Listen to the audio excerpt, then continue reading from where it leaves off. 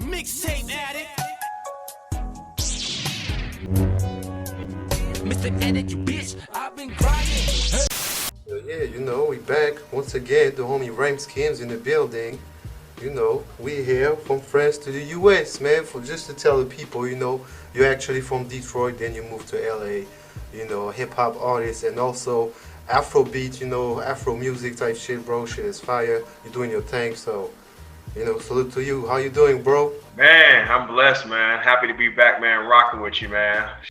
Showtime, baby. Red carpet from Street Dreams, living life on her ass. Now she's part of my team. This girl is getting cream. She's living life like she never seen before. Draped in Gucci, drop tops and more. I love the way she moving it up and down, side to side. Baby, how you hitting the ground? I call her mommy low. Baby, call you mommy low. Yeah, it's hard to stay still. Watching your body give me the chills. She got me running around chasing the deal. Shit, I've been knowing you for about, what, like 7 years or something? Yeah, yo, that's what I was thinking. Every time, you know, I talk to you on Instagram, I'm like, damn, yo, I know this dude from a long time, man, like, really long time. Yeah, probably like 7 years. I was just learning the business, man. I didn't know what the hell I was doing, man. It was just Yeah, I remember we were just trying to figure everything out here, you know what I'm saying? You know, we all knew how to rap. You know, I knew how to rap, but you know, I realized, man, what I know now opposed to what I knew then, man, all those years, I'm like, damn, man, there's so much more I could have known before I really put myself out there, man. Yeah, but that was, it was crazy. Seeing you in Paris, man, making moves with you and these talks, you know. Are you planning on coming back out here in Europe? Yeah, I see that things are starting to calm down with the COVID and all that type of stuff. So, you know, my plan is to get back over there. You know, I've already traveled, you know, different parts of Africa and, you know, been down to South America and Mexico and stuff like that. So now, yeah, it's time to get back in Europe, man, and just, you know, come with some new, fresh music, you know, and try to make some new, fresh music, man, and just kind of just reach the people back over there again. And what you got cooking up? I know you got some new material. Well, you always got some new shit dropping. You know, you're a hard worker. You always got some material dropping. But what you got right now, bro? Tell the people, man. Man, you know, since I did the song Tifa Line, man, I kind of made the transition from like hip hop artist to more like, you know, Afro hip hop, Afro beat type hip hop. The way you're moving it, I like the way you're grooving it. Slow down, girl, you moving too fast. I like the way you're moving it, I like the way you're grooving it. Slow down, girl, you moving too fast. My Caribbean got it, cause she doing the slow wine. Hit the dance floor, cause you know she's so fine. You know, where I'm at in this space of music, that's kind of like what, you know, it's my comfortable flow. You know, when I was a little bit younger, I was ready for that, you know, that old school rhyme schemes, you know, trying to get the punchlines, you know. Yeah, you know, I like the fact that you took your talents to, you know, making Afrobeat music, you know what I'm saying? So that shows you that you are a versatile MC, you know, because a lot of MC, they focus on one style of hip hop, they master that shit, and that's cool. But you know, you like to go and try different vibes and stuff. So you know, gotta say salute, man, to you for that. Yeah. It's, you know, it's just my personality, man. You know what I'm saying? It's you know, I feel like I got an international mind state, you know, and making certain music where I can reach different continents, different countries, and just be able to explore the world, man. Music, that's what music is about, man. You know, no one place is better than the other. You know what I'm saying? Everyone got to contribute to the culture of music, culture of hip hop, culture of all types of music. And I feel like I want to be a piece. I want to get a piece of what y'all doing over in France, or what they do in the UK, or what they do in Australia. Just because there's so much talent out there. And, you know, a lot of times we don't cross each other's path, but music make us cross each other's path, man. Yeah, you know, and different type of vibes. And all those travels that you made, you know, in your life, you know, that built your personality and your music style to us. And yeah, for sure, man. You know, it was weird, though, because I was listening to some old stuff I had, man. I was listening to, like, my first mixtape, Guerrilla Warfare, like a million years ago. Man, I was like, damn, I had some anger issues, man, because, man, you know, I was like so hyped, man. It was like DMX mixed with like, I don't know, what's what they call it? They just sing Annie Up. MOP. Yeah, it was like a mixture between them, man. It was hype, you know what I'm saying? But now I look at the song like the one I just dropped right now, Showtime, and I'm like, real smooth, you know what I'm saying? You know, you can tell that I kind of put some time in and try to like, you know, change my craft to fit, you know, my current life because before I was like, damn. I look back and like, I remember when was I that like? I think it was Armageddon or something like that, the name of it.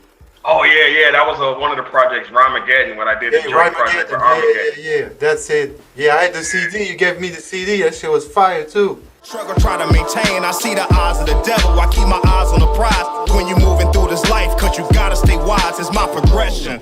I'm trying to make it to the top, constantly elevating cause the struggle never stops. Yeah, man, I appreciate it. That project, Rhymegeddon, was actually when I really learned how to put a project together. You know, before I put together the mixtapes and I knew how to make some songs, you know, as far as hip hop. But I think once that project, I took my time and was able to do some song arrangements, carefully picking the features. You know, do I want to put a singer on this hook? And just, it was kind of like I A&R my own project or executive produce my own project. And that made me realize, you know, how song making and how you gotta present it to people and how they're gonna perceive the music. Yep. So now are you gonna like try different ventures in terms of music? You know, right now I have my label, you know, DRS Entertainment. So, you know, once it's all said and done, I want to just kind of bring artists out and kind of set like a format for them. You know, how to market the music, how to package the music, because like what I did with Showtime track. If everyone look up the track Showtime, REIME Scheme featuring MADDOH, they'll see how I branded it. If you go on all my social networks, you see it's all promoting Showtime, you know, with the cover, directing it back. Everything that I've been promoting has been related to Showtime. So that's what artists have to do. They have to brand themselves as, you know, what you drop and you want to brand yourself and make everything be in unison. And I think that's what I did with Showtime. So that's why I want to kind of like guide and consult artists nowadays. There's a lot of talent, but it's just like the perception that you need to bring to the world, because the world don't know how talented you are. People go off like what they see. So you got a uniform, people will take you serious, and I get you in the door where actually people want to go listen to your music and find out how talented you are. Let me ask you a tough question. Do you think that you reach your full potential or not? You know what? I don't think I have.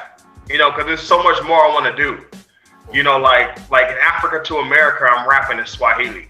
You know, Paradise, we rapping in, you know, Yoruba. But I want to get to the point where I'm rapping in French. Like, I got to learn some French. Yeah. I want to learn some Dutch. You know, I want to learn some, I want to be able to like tap into everything I can do. I want to rap over like some grime music in French. You know, so. You want to do like a whole verse in a different language, or just a few lyrics in the song? I mean, I would start off with bilingual first, but I just want to be able to, every curiosity I have in music, I want to be able to tap into. So, you know, I don't think I reached my full potential, because when I dropped Africa to America, I didn't think I was going to actually rap in Swahili or sing in Swahili. So it's like for me to be able to pronounce the words properly, to be able to say it where a person that lives in East Africa understands me, I had to make sure I put a lot of work in. So, you know, I just, you know, every project, you know, every song, I'm always trying to find a way to be different. Yeah, that's a good thing. That's a new way to, you know, reach a bigger fan base. That makes me think of Napoleon the Legend. And he learned how to speak French fluently. Like he almost speak French as good as me, bro. Oh, damn, really? Yeah. And when I dropped a song with him, I did it with French legend Faf Larage. I did a song with him, and he wrote he spit the verse in French, bro. Spinoza qui molâche, lacryme aux larmes, d'un psychopathe infâme, intime avec les femmes. Cinéaste au mic, cynique comme César physiquement. Un icône flemmard, renaît de ses cendres comme le phénix. Now that's raw. Now that's talent, man. And sit back and work on your craft. Like, you, not only are you working on your craft, but you're working on mastering the language in a common form to be able to make a rap song out of it. I mean, that's raw talent, man, for sure. Yeah. He's able to make word plays in a different language. That shit is crazy. Bro, like, this is great, because even his accent, when you hear him talk, he sounds French. That's dope, man. That's dope, man. Salute to him, man. That's raw. I was, you know, going back to our interview that we did, you know, the first one, and you told me that Ron G was your favorite DJ. Is it still the case? I don't know, man. King Flow might be the one. You know what I'm saying? You know, you definitely consistent, man. You consistent, man. You a businessman. You know, you enlisted a team, man. That right there is more than just being a DJ, man. That's being like a business. That's being a brand. Yeah, you know, I'm trying to be on the same DJ Khaled, DJ Drama type shit, but I make beats, so it's different. Yeah, you a real producer. Yeah, man. That's the only difference, you know what I'm saying? People gotta check out the shit that you're doing, man. Like, even the whole stuff that we were talking about, like the REIME Again, and they gotta go back and listen to everything so they can understand your adventure in this hip-hop shit, you know?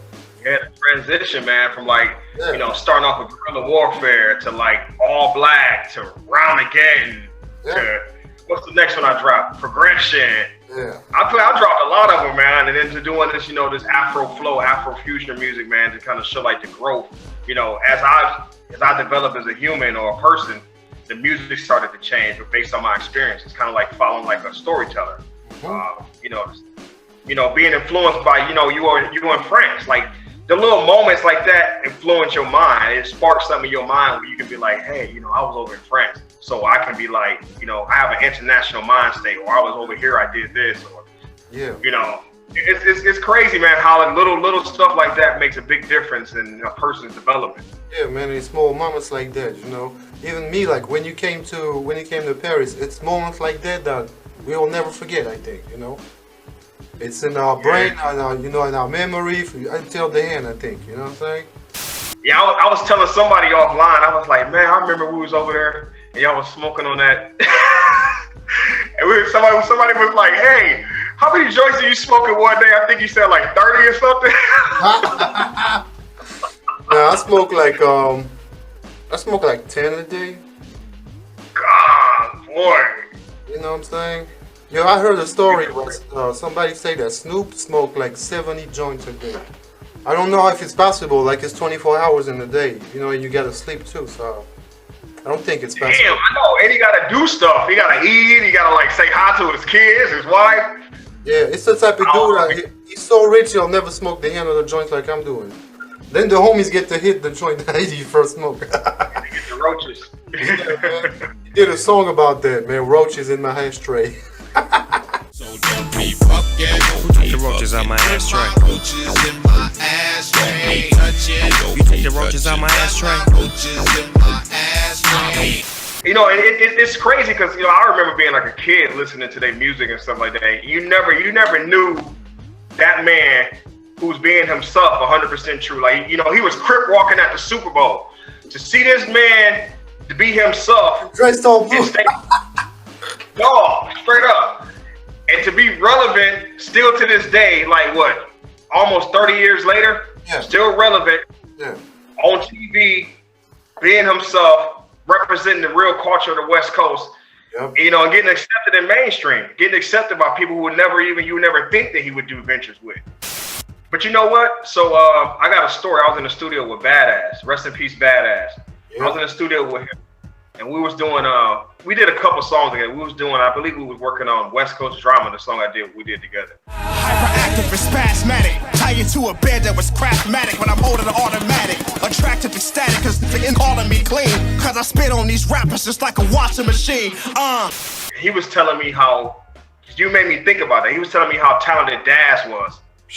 And how Daz creates sounds out of nowhere. Yeah, man. He's underrated as fuck. That's one of the best producers in hip-hop of all fucking time. And people don't even know that shit because he produced tracks that you don't have any ideas that he made that shit. With no samples, my bro. No samples. Yeah. He was telling me that Daz would tell him to go yell in the hallway. And he'll take that sound and add that shit to the beat. Hell yeah. Like, come on, dog. That's crazy.